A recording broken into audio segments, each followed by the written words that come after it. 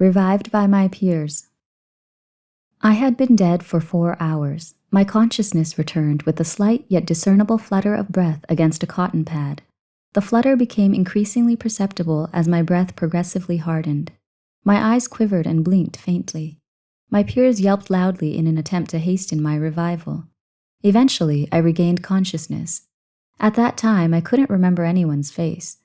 All I could remember were the echoes of Venerable Thoon, Venerable Thoon, reverberating in my ears. I opened my eyes slightly, but was unable to speak. My friends dribbled water into my mouth little by little until I was able to speak. My voice was small and weak as I was incredibly exhausted. Finally, I was restored to full consciousness. However, I was unable to sit up on my own, as I was still very fragile at that point. I could not breathe comfortably. My friends hoisted me up into a sitting position and waved herbal sniffing balms under my nose in order to stimulate my heart. Once I could speak, the senior monks, Ācariya, asked me what had caused all of this.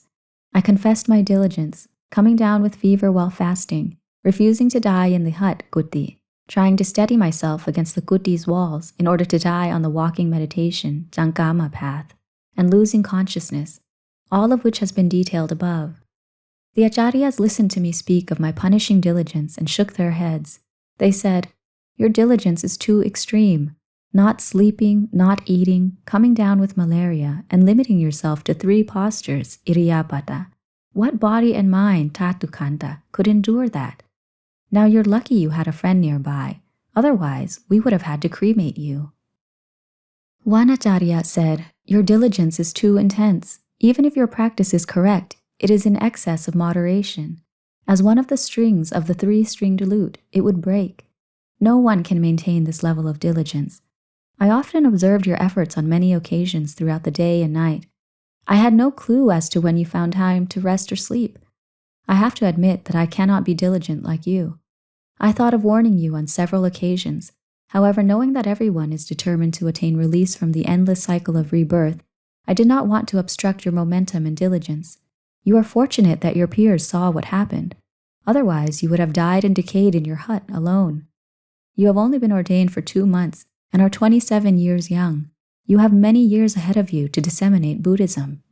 Your practice must be established in the middle way, Majjhima, in order for you to attain the path and fruit of enlightenment, Magga Phala Nibbāna. It is the way of the noble ones, Arya Bukkala. If you had died, you would have immediately forfeited your chance at the path and fruit of enlightenment in this lifetime.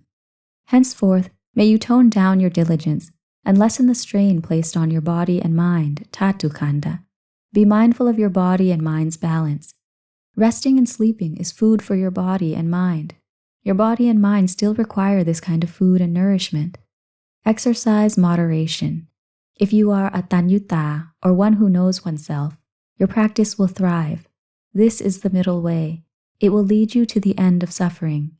If in this life you are determined and diligent, one day you will definitely achieve enlightenment.